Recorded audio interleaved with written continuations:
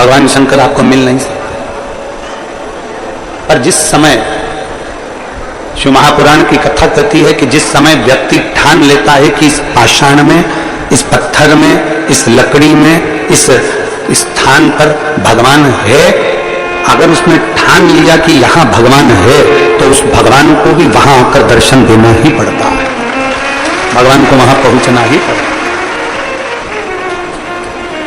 एक कथा हमने पहले कथा में वर्णन करा था, आप लोगों के स्मरण में होगा, जिन्होंने सुनी होगी उसके चित्तवृत्ति में होगा कि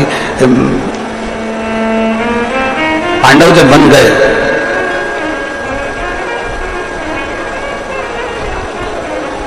और पांडव जब वन की ओर चले, युधिष्ठिर ने, अर्जुन ने एक संकल्प ले लिया था कि बिना शंकर को जल चढ़ाए अन्न ग्रहण नहीं करेंगे,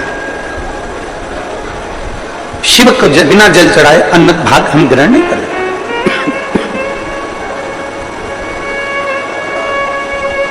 जब तक हम भगवान देव महादेव को जल नहीं चढ़ा देते तब तक हम अन्न भाग को ग्रहण नहीं कर सकते, हम ग्रहण नहीं करेंगे। निकलते निकलते निकलते निकलते समय हो गया, जाते जाते जाते जाते समय हो गया। एक बार भगवान शिव ने स्वयं परीक्षा ली, भगवान शंकर ने परीक्षा ली, भगवान शंकर ने परीक्षा ली कि भगवान देवादिदेव महादेव ने परीक्षा ली कि मैं देखूं कि उनकी भक्ति कितनी प्रबल है।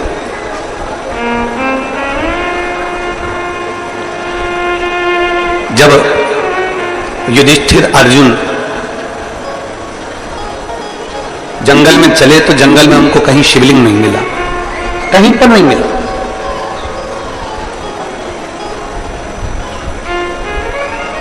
पूरे जंगल में ढूंढ ढूंढ के थक गए पर कहीं उनको शंकर भगवान का शिवलिंग का दर्शन नहीं हुआ। भीम के पास में सूचना गई और भीम के पास में जब सूचना जाती है, भीम के पास में जब सूचना पहुंचती है कि युधिष्ठिर और अर्जुन भूखे हैं और उन्होंने भोजन ग्रहण नहीं किया। क्यों नहीं करा? क्योंकि उनको कोई शिवलिंग नहीं मिला, उनको कोई शिवलिंग नहीं मिला। भीम के पास सूचना गई तो भीम ने एक लकड़ी के वृक्ष को काटकर उसका जो जड़ थी, उस जड़ को शिवलिंग की आकृति का बना दिया, शिवलिंग की आकृति का उसको बनाया और शिवलिंग की आकृति का बनाकर युधिष्ठिर और अर्जुन से कह दिया कि ये शिवलिंग है, इसका पूजन करिए। युधिष्ठिर अर्जुन के मन में आया कि बताओ, हम पूरे जंगल में ढूंढ लिए, हम पूरे वन में ढूंढ लिए, पर हमको कहीं शिवलिंग नजर नहीं आया और ये भीम ने कह दिया कि ये शिवलिंग है।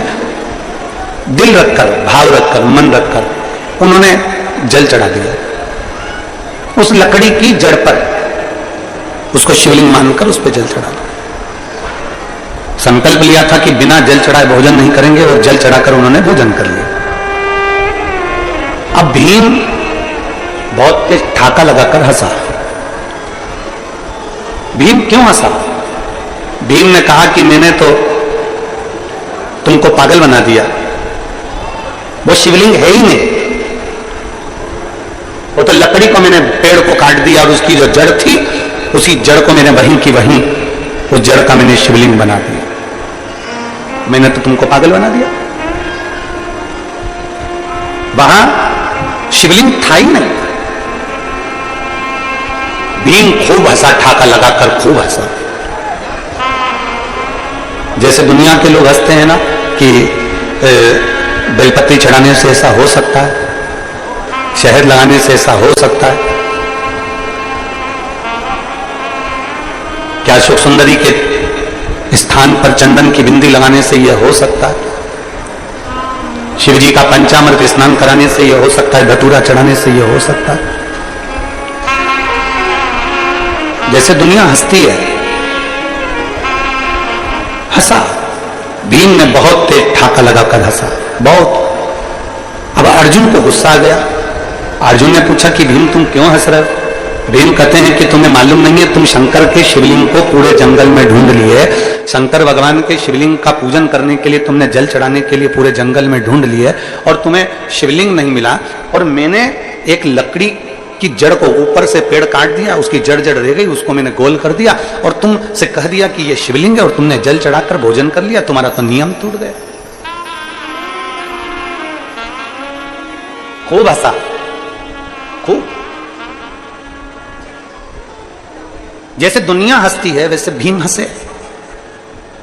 युधिष्ठिर और अर्जुन से जैसे कहा कि मैंने तो तुमको पागल बनाया, मैंने तो तुमको बेवकूफ बना दिया कि तुमसे कह दिया कि ये शिवलिंग है और तुम जल चढ़ा दो, और तुमने चढ़ा भी लिया और भोजन भी कर लिया, और वो तो शिवलिंग था ही नहीं।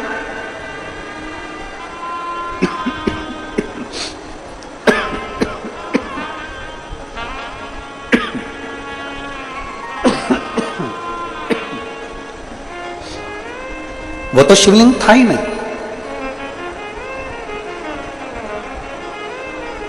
अर्जुन और भीम ने कहा कि अब तुमने कह दिया कि ये शिवलिंग है, मैंने मान लिया कि ये शिवलिंग है, मानो तो गंगा मां हूं और ना मानो तो बहता पानी। तुमने कहा, मैंने मान लिया। व्यासपीठ से बोला गया कि शंकर भगवान को ऐसे बेलपत्र चढ़ाना या सफेद आंकड़े की जड़ का प्रयोग करना या चंदन का प्रयोग करना या इसका प्रयोग करना, और तुमने मानकर भगवान शंकर की पूजन कर ली, मतलब तुमने शिव मान लिया तो भगवान ने भी तुम्हारी बात को मान लिया और तुम्हारी झोली कर दी। मानो तो गंगा मां हूं, ना मानो तो बहता पानी। आप मानोगे तो शिव है ना।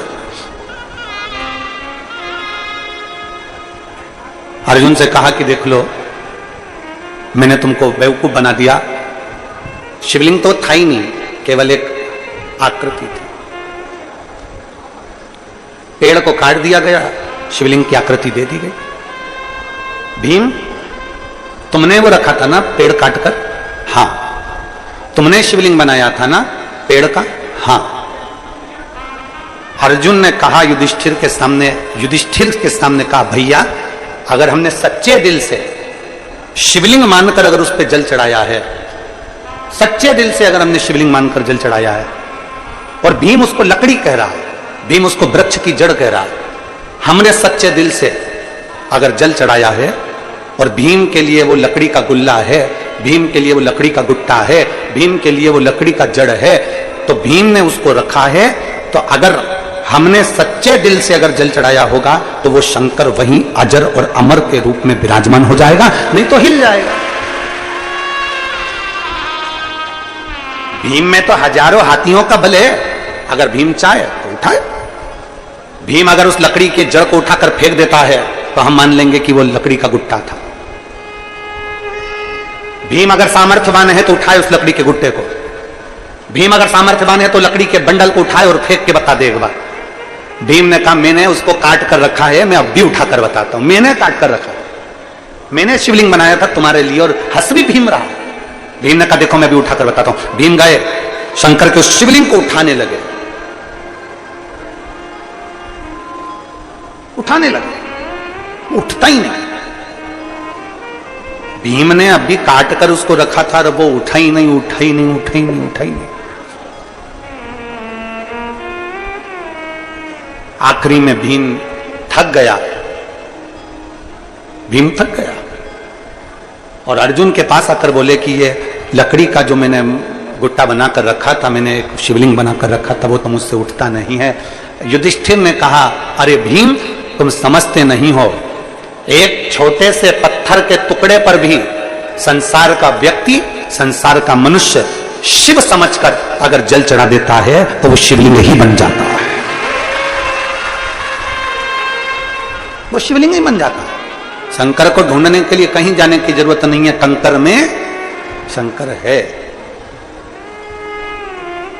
शंकर भगवान को ढूंढने जाने के लिए कहीं जरूरत नहीं है, शिव सब में समाया, हर एक में। कल भी एक बात कही थी, परसों भी एक बात कही थी कि तुम्हारे घर में जो शिवलिंग है उसको केवल साधारण शिवलिंग मत समझो, तुम्हारे घर में अगर कुबेरेश्वर धाम का कंकर है, या माँ रेवा का कंकर है, या माँ नर्मदा का कोई कंकर तुम्हारे घर में विराजमान है, या कुबेरेश्वर धाम का कोई कंकर विराजमान है, या कोई शिवलिंग तुम्हारे घर में विराजमान है, उसको कम ना समझिए।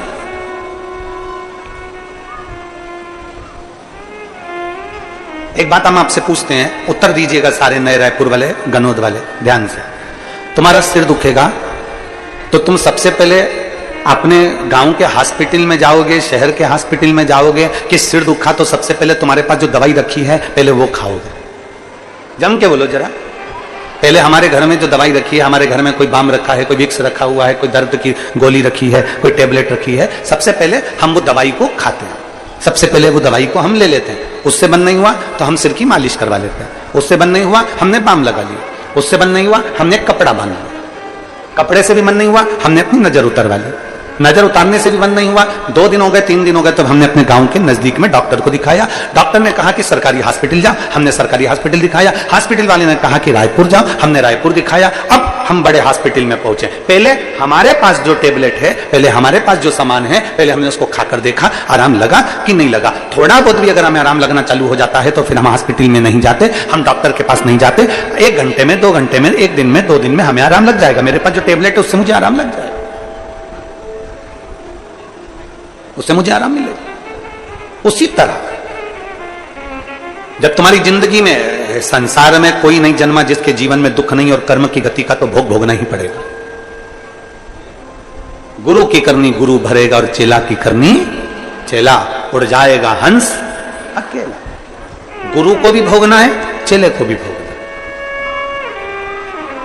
भोगना सबको है संसार में, चाहे हम हो चाहे आप हो, चाहे दुनिया का कोई व्यक्ति जन्म ले लिया हो संसार में, उसको भोगना पड़ेगा। कर्म की गति का भोग तो भोगना पड़ेगा। राम जी ने छुपकर बाली को मारा था, कृष्ण अवतार में उस बाली ने छुपकर भगवान कृष्ण को मारा।